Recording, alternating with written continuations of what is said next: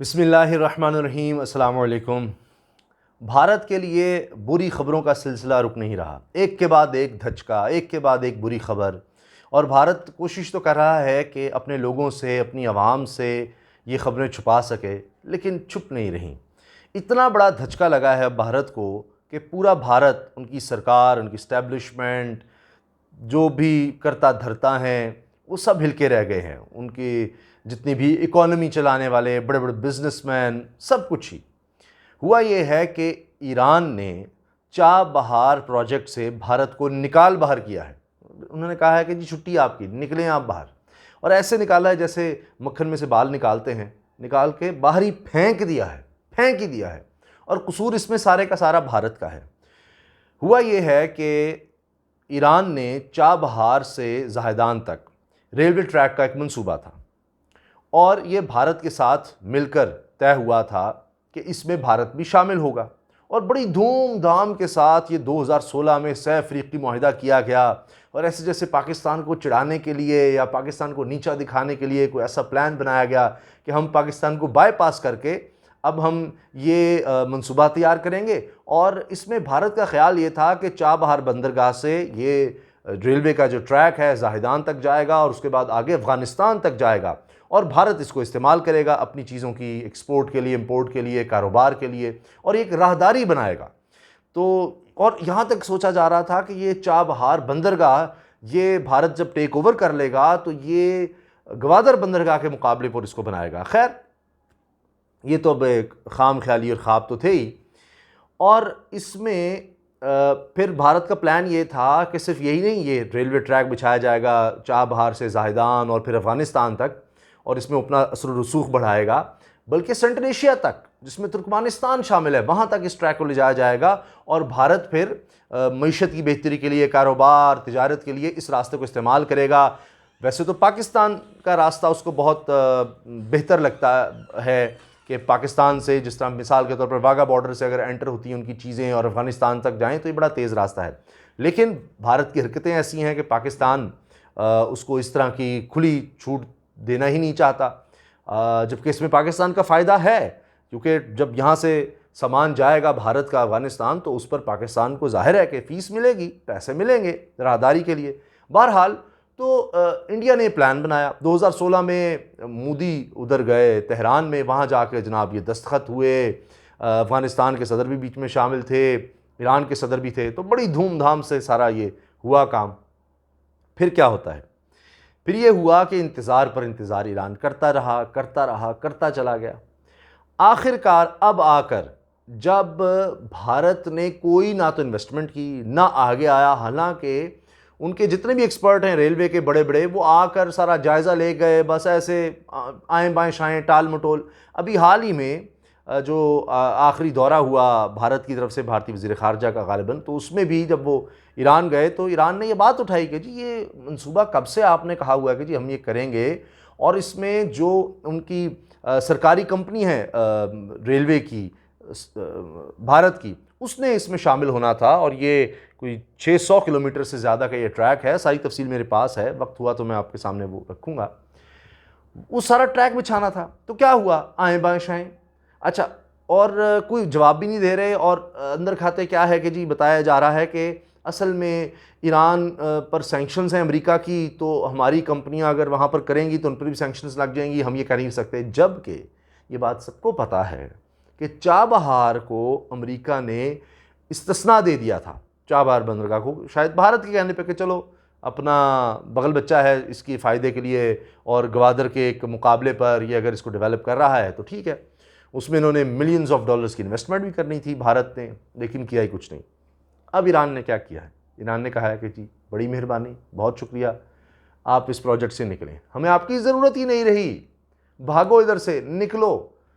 और जिस तरह होता है ना कि जूतियाँ भी यहीं छोड़ जाओ और बस निकल जाओ यहाँ से, उस तरह किसी को निकालना कि इसको आप यकतरफा तौर पर कह दें। इसलिए कि भारत में अब एक सन्नाटा है। इंटरनेशनल ऑर्गेनाइजेशंस कह रही हैं कि जी भारत का मौक़िफ़ लेते हैं, भारत खामोश, पता ही नहीं। अच्छा, द हिंदू में ये रिपोर्ट छप रही है, ईरानियों की तरफ से हिंदू में ये रिपोर्ट छप रही है, लेकिन उनके मेन स्ट्रीम मीडिया में चुप, कोई सरकारी तौर पर इसका जवाब देने को तैयार नहीं है भारत में कि उनके साथ हो क्या गया है कि इतने सालों तक जो एक स्ट्रेटेजिक पार्टनरशिप का ढिंडोरा पीटते रहे, और ये इस पर पाकिस्तान के तहफ़्फ़ुज़ात थे और पाकिस्तान ने सरकारी सतह पर, इंटरनेशनल लेवल पर, ये सिफारती सतह पर ये मामला उठाया कि ये सब कुछ पाकिस्तान को घेरने के लिए भारत कर रहा है। और ये इस तरह से कि जिस तरह ये पाकिस्तान और भारत के दरमियान जो सरहद है वो भारत ने गैर महफूज रखी हुई है, कोई ना कोई शरारत करता रहता है, पाकिस्तानी फ़ौज को इंगेज रखने की कोशिश करता है यहाँ पर, ये जिसको हम मशरक़ी बॉर्डर कहते हैं। तो मगरबी बॉर्डर यानी जो अफ़गानिस्तान वाला है उसको भी और ईरान वाला भी हमारे लिए गैर महफूज कर दे। असल में ये भी कहानी थी जिस पर पाकिस्तान को शदीद तहफ़्फ़ुज़ात थे, तशवीश थी। अब अल्लाह का करम देखिए, अल्लाह का एहसान देखिए कि ख़ुद ही ईरान ने भारत को निकाल दिया इससे। अब अभी जो वाक़या हुआ है पंजगोर बलूचिस्तान के इलाके में, जहाँ पर पेट्रोलिंग कर रहे थे पाक फ़ौज के जवान, उनमें उन पर फायरिंग की गई दहशतगर्दों की तरफ से, और उसमें 3 जवान शहीद हो गए जो आखिरी इतलात हैं उनके मुताबिक, 8 ज़ख्मी हुए, 5 की हालत तशवीशनाक बताई गई, ISPR ने इस पर बताया। तो अब जब भारत की यहाँ से निकल जाएगा तो ये अभिनंदन वाले वाक़यात हों, ये कुलभूषण वाले वाक़यात हों, यानी जो बाहर से कोई आता है कुलभूषण का, असल तो वाक़या तो कुलभूषण का है जो इससे जुड़ता है कि वो ईरान से पाकिस्तान आता है दहशतगर्दी की यहाँ पर ट्रेनिंग देने, दहशतगर्दों की मामलत करने। तो वो जो सरहदी इलाका है अब वो भारत के कंट्रोल से निकल जाएगा जब वो चाह बाहर उसके इस तरह कंट्रोल से निकल गया। अब ये ईरान को रियलाइजेशन काफ़ी अरसे से हो रही थी, लेकिन अब ईरान के सब्र का पैमाना दरअसल लबरेज हो गया था और उसको एक ऑल्टरनेट भी बहुत बड़ा मिल गया कि जिसका मैं जिक्र कर चुका हूँ आपसे कि ईरान के साथ चीन का मुआहदा तकरीबन फ़ाइनल हो चुका है, एक रस्मी अप्रूवल उसको कह दें। तो कहाँ इनके कोई पता नहीं $40 मिलियन इन्होंने लगाने का कह रहे थे भारतीय, और कहाँ 400 अरब डॉलर, यानी $4 करोड़ कहीं रह गए और 400 अरब डॉलर कहाँ, ज़मीन आसमान का फ़र्क है। तो चीन तो उतना इन्वेस्ट कर रहा है। तो अब वहाँ पर उनको सांप सूख गया है, उनके तज्ज़ियाकार और जनाब साबिक जर्नैल और सब लोग क्या कह रहे हैं कि हमारी तो तबाही हो गई, बर्बादी हो गई, हम चले थे पाकिस्तान को घेरने, ये तो हम ही घिर गए, पत्ता ही साफ़ हो गया वहाँ से। और अब खौफ ये पैदा हो गया है कि ये तो चीन अब क्या करेगा, अब तो चीन CPEC में तो है ही, अब वो अफ़गानिस्तान के रास्ते भी चला जाएगा, यानी अब ये ईरान अगर मिलता है, चीन के साथ मिल रहा है, तो ईरान कह रहा है जी हम खुद इसको बना लेंगे। उन्होंने इसका एक डिज़ाइन भी तैयार कर लिया है, सारी फाइनेंसिस के हवाले से भी बता दिया है। अब जो ज़ाहिर है चीन की सपोर्ट होगी, तो जब वो तो मुआहिदा चीन के साथ जो होने जा रहा है तो बड़ा कंप्रीहेंसिव है, हाईवेज़, रेलवेज़, बंदरगाहें, सब कुछ है। तो अगली स्टेज में वो बिल्कुल ही फारिग हो जाना है भारत ने। अब उसमें चीन जब आएगा तो जाहिर है कि इस ट्रैक के हवाले से, सेंट्रल एशिया के हवाले से ईरान और फिर अफ़गानिस्तान, तो अफ़गानिस्तान से भी भारत का पत्ता हो गया साफ़, वहाँ भी बड़ी इन्वेस्टमेंट कर रहा था, बिलियंस ऑफ डॉलर्स वहाँ भी लगा रहा था।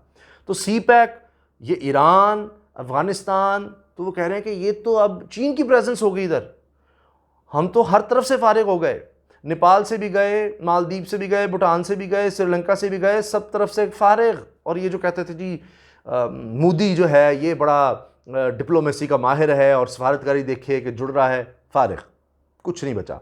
हत्ता कि लेटेस्ट खबर सुन लीजिए, नेपाल के वज़ीर आज़म ओली ने कहा है कि ये जो भारत कहता रहता है उनके इंतहा पसंद बाबरी मस्जिद गिराई, उसको शहीद किया, ये कहकर ये अयोध्या मंदिर यहाँ था, यहाँ राम की पैदाइश हुई थी, राम यहाँ पैदा हुआ था, तो वो नेपाली वज़ीर आज़म कह रहा है कि नहीं वो तो नेपाल में पैदा हुए थे राम।